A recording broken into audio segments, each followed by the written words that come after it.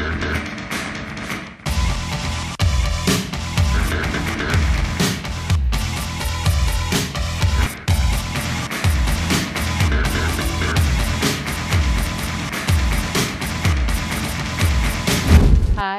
and welcome to another segment of Agenda Item. I'm Mary Wing Soares, and with me today is Tim Thompson, our town planner, and we're here to talk about what's happening in the planning board, what our meeting will consist of, what information. Yes. We are now moving into the month of April. We are back to a 2-meeting schedule for this month. We do have a fair amount of business to take care of. Our first meeting is going to be on April 7th. This being the first planning board meeting following town meeting, the first item of business is going to actually be election of officers. Generally speaking, the planning board waits until after town meeting to make sure all the town council assignments are taken care of. So we'll be electing chairman, secretary, vice chair, and all of those wonderful positions that everybody vies so heavily for every year. And some things may be switching this year because we lost John. We did lose our vice chairman. John Farrell, as people know, was elected to the town council. He's still on the planning board, however, as he was appointed by the town council as the council's ex officio member of the planning board. And I was very pleased to hear that because that will allow the planning board to have consistency. Correct. It's, you know, as you know, it takes a lot of years to come up to speed on the planning board. So when you have somebody who's been on as long as John has been on, it's nice to see that consistency. Absolutely. The only thing is now that he's an ex officio, he can no longer be elected as an officer, so he will just go back to being a regular member. The other items, we do have a few extension requests for plans that are reaching their expiration date on their approvals. We have 3 of those. The Londonderry Housing and Redevelopment Authority bus terminal site plan on Harvey Road. They're asking for another year extension on that. We have a subdivision for Mr. and Mrs. Young on Litchfield Road, again reaching the end of their current extension. They're very close to finishing the conditions of approval on that. We just want to make sure that we don't run up into the situation where it expires before we're done that process, so they'll be requesting another extension. And then Water Wonders, which is actually a site plan at the corner of Kitty Hawk Landing and Grenier Field Road. That's a professional office site plan that we're working on with the applicant on some off-site improvements plans as a condition of approval on that project. That's taken a little bit more time than we expected. So again, we're going to be asking the planning board to consider extension for them as well. Now, before you go past that, I don't know if Drew has brought that screen up, but before you go past the extension requests, I just think it's important to talk about the bus terminal was something that was pretty controversial when it came, and is it 2 years or 1 year? It's been, they're asking for additional year. The plan was signed by the planning board. They did receive one-year extension, which brings us to, I believe right now it expires in May of this year. The way our regulations work is once the planning board signs a plan and gives you final approval, you have 1 year from that date to begin substantial construction, get your building permits, and start construction on the site. Since that has not happened, under the regulations, they are eligible to request an additional 1-year extension, given whatever circumstances they use as justification, and the board can consider that as we move forward. Now, when they ask for an extension, are they also required to have notices sent out to all of the people that live nearby? They are not. For an extension request, they are not.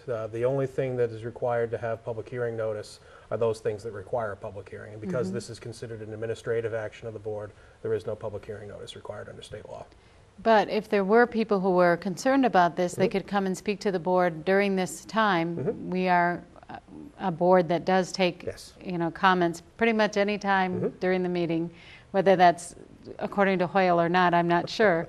But you know, that's been the philosophy of the board all along, and I think that's served us well over the years. It might be frustrating for this side of the table, but you know, as far as the board is concerned, you know, you are the decision makers. We are your resources. So you are definitely wonderful resources. And then the Young subdivision, my goodness, I hope that is close to being done, because we've had site visits, we've done lots of work, you know, to try and help that situation along. And I think a lot of the reason why it hasn't been completed since the last extension has to deal with the economy. The Youngs, or their daughter, I think, is really the one that's pushing. She's the one that eventually wants to occupy the new home that will be built on the site. Right.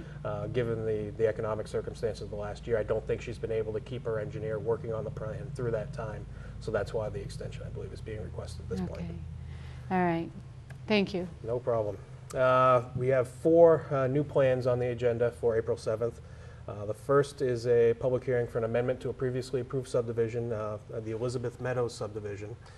This is located off of Hall Road, just to the south of the intersection with Mammoth Road in the village area. This is a relatively large parcel, just to the south of where Wallboard Supplies building is up in the North Village area. This parcel is about 21 acres or so. The vast majority of it is actually under a conservation easement that was taken by the state under eminent domain for, I believe it was for airport access road mitigation. So the land that's remaining outside of the easement was originally subdivided into 2 lots. In that original approval, they were proposing to connect to the municipal sewer in Hall Road via some pump stations that would be individually on each of the lots. Again, given economic circumstances, the owner of the parcel is seeking to change that from going on municipal sewer to individual septic systems. So they've had to revise the plans, show that they have sufficient soils and appropriate soils to handle septic systems, and that'll be before the planning board for their consideration. So there's no change to the way the lots are laid out. It's simply how those lots are going to be serviced from a sanitary sewer perspective. Now, this is the questions that might come up at the planning board meeting would be things like, you know, are they, I appreciate that they have to have a certain amount of radius for their wells, but is this located in an area where there's businesses around them, even if it's at the 20 acres? No, it's, if you look at where this lot is particularly located, you have the large industrially zoned piece of property, which is the Crowning Holdings Wallboard Supply piece. But on all other sides of this, you are surrounded by residential property. Everything to the south of this along Hall Road is all residential. And actually, if you get much further down south on Hall Road, you're really into the Little Cohos Swamp. So there's really not a lot of development at all once you get into the swamp area and our largest contiguous wetland in town. They do have sufficient, they were proposed to be on wells to begin with. There is no municipal water here. So they do have sufficient area for the 4K areas for their septic systems and keeping the wells in appropriate locations. You are talking about a pretty wet piece of property, which is one of the main reasons why the majority of it is now under conservation easement. So looking at this blow up of the area, you really only have a small buildable area in this location here for 1 lot, and then another here just to the south of that. And then they're going to have a shared driveway access, so there will only be 1 access point off of Hall Road. So another question that might come up, especially with all the rains that we've had, and since there is so much water on this property already, what are the chances that flooding might occur? And this is not designated in a floodplain. You can actually see the 100-year floodplain line delineated on the map. It's actually outside of the area. It's within the conservation easement. From our understanding that this is generally a wet area anyway. And the investigations and the drainage analysis that's been prepared as part of this do show that even when we are into a large rainfall event, that water is not going to be getting into the area that's where the building locations will be. That's positive. There will be, there's obviously when you're in an area that's surrounded by wetlands, you are going to have high water table and things of that nature. But in terms of flooding, this is something that back when, just for example, using the Brookview neighborhood, which has been the subject of so much scrutiny locally as part of the recent rainfall events, that particular project would probably have never been permitted under today's regulations, given its proximity to the floodplain and those 2 brooks that are located in that area. Right. So I know we've had this conversation too after these rainstorms that every house in this town should be built with a French drain, right? And have a sump pump. It's never a bad idea in this climate to have that in your home. Okay. All right, and so then the Nevins is coming back to talk to us. The Nevins, for those who aren't familiar, this is the elderly housing project, 125 total units once it's fully built out off of McAllister Drive into the area south of where the Home Depot is located. What they're proposing, they're not changing anything on the plan other than, let me go to the second sheet here, it's a little easier to see. There are, I believe, 3 units that they're proposing to reconfigure their driveway location and their street address. Simply because they had a previously approved driveway for 2 of the 3 on Nevins Drive, which is the main access road through the property. They're proposing to have those come off of the side streets and in doing so have their addresses therefore off of those side streets. The other one is proposing to now move its driveway to Nevins Drive, the main access road, simply because of the way the layout has taken place for the other properties on Morrison Drive, which is a small cul-de-sac at the end of the project. So that's really the extent of what we're talking about with the Nevins. It's because, again, this was approved as a site plan and not a subdivision. If this was a subdivision where these were all individual lots, none of this would be going to the planning board. They'd just be going through the assessor's department, the fire department, to make sure that there's no problems with the addressing system. But because all 125 units are on the same parcel, it was approved as part of a site plan. It does require coming back to the planning board for that change. Do you know how many homes they've already built? I don't off the top of my head. I do have an aerial image. It's a little old. It's 2006 vintage. But I know at this point they've actually constructed much of the development just to the south here. But, so you think they might be maybe 90% done? I'd say they're 85? anywhere from 75 to 90% done at this point. That's certainly something that if the board's interested in me having for the meeting on the 7th, I can have available. Well, I don't know about the board, but one out of... will. But as one member, yes. I mean, it may come up. Sure. It's just an interest, you know, they come to us quite often with this plan and that plan, and just to know how close they are to being complete. And then we have an actual development, right? Yes, a we building. do. Then we actually get into what we really call new plans. The next one on our agenda is located at the corner of Harvey Road and Aviation Park Drive. This is up towards the airport area for a company called Cake Preserve. It's Trimmers Landscaping is the main tenant that would be part of this building. This is a proposed one-story, 10-unit multi-tenant facility. The primary tenant in phase 1 is going to be Trimmers Landscaping.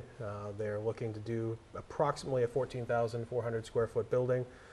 Again, located on this parcel at the corner of Aviation Park and Harvey Road. Just for orientation purposes, directly across the street from Aviation Park is Burton Drive, where Stonyfield Yogurt is located, and the access to AES's power plant. They were just at the Heritage Commission last week and did get positive review. They'd originally been to the Heritage Commission 2 months ago. The commission had some concerns. They've come back, added a significant amount of windows and additional doors to the front view of the property, change it from a darker roof to a green roof. And again, given the location where this is in a primarily industrial area, the commission was satisfied and recommends that the planning board approve the elevation, the building design for this particular parcel. But it does make a huge difference just having those windows. Absolutely. It broke up a long, expansive facade that otherwise would have just been siding, which I think the commission rightfully said was a little jarring to the eye. But it's a pretty standard building. There's a fair amount of wetlands and some wetland permitting that they have gotten approved by the state. So there will be some dredge and fill to the rear of the parcel. It is an unusually shaped parcel. So they have managed to get their wetlands permits, and for the most part they've accomplished and met the requirements of the regulations, and we look forward to welcoming them to the Londonderry business community. It'll be good to have somebody new. That's great. And then the next? The last one on the agenda for April 7th is Reed's Ferry. This is Reed's Ferry Small Buildings. They're currently under construction. This is the lot off of Tracy Lane. You actually have to cross into the town of Hudson off of Route 102 to access Tracy Lane. They have currently begun construction on lot 34-3. They've since acquired lot 34, which is directly to the south and adjacent to Route 102. This was brought conceptually to the planning board last month or 2 months ago, actually. Again, I don't have any photos since the construction started on the original building, but for the people who may have missed it the first time around, they've constructed a 12,000 square foot facility, and in doing this plan, they're able to expand their maneuverability of large tractor trailers. They're also proposing a large display area, which I think nicknamed the shed garden. Right, that was all the sheds. I remember that. So they're able to do some significant landscaping and also put in a nice display area for their product. Reed's Ferry has been in business in Hudson for many years. They're probably considered to be one of the finer shed manufacturers in the Northeast. Again, because this project is located, the lots are in both Londonderry and Hudson. This was determined by the planning board to be regional impact during the month of March. So they will have to go to both our planning board and the planning board in Hudson. And because the access to the property is all within the town of Hudson, all of that falls under their jurisdiction. So Londonderry has no say in terms of the access to the property. They will be getting that approval from the town of Hudson. But based on the feedback I think they got at the conceptual back in February to what's been presented and submitted, we've received it very favorably, and we're hopeful that, again, that the board will approve the expansion and we'll be able to move this project forward through the process as well. Now, you know my favorite subject is signs. So their entrance sign would be in Hudson, not in Londonderry. Their entrance sign is in Hudson. The sign, they're actually going to be locating roughly in this area down in here, near the intersection of Tracy Lane and Route 102. Because it is in Hudson, they are able to exceed what would be our standards of a 10-foot high sign, monument style. So they basically are going to be reutilizing the existing signage that's out there and reconfiguring it, not only for them, but they're also going to allow some tenant signage for the other businesses that are located on Tracy Lane as well. Now, does Hudson allow electronic signs with moving? I don't know. They are not proposing that as part of this project. Okay. Well, I don't want to give them any ideas. Okay, great. So that takes care of April 7th, and then April 10th, 14th. April 14th is our workshop meeting. We have 2 items on the agenda that night. The first is a conceptual discussion for Londonderry Freezer Warehouse. For those, again, that aren't familiar with where that's located. They're located off of Route 28, Rockingham Road. That's this map 15, lot 124. This large building.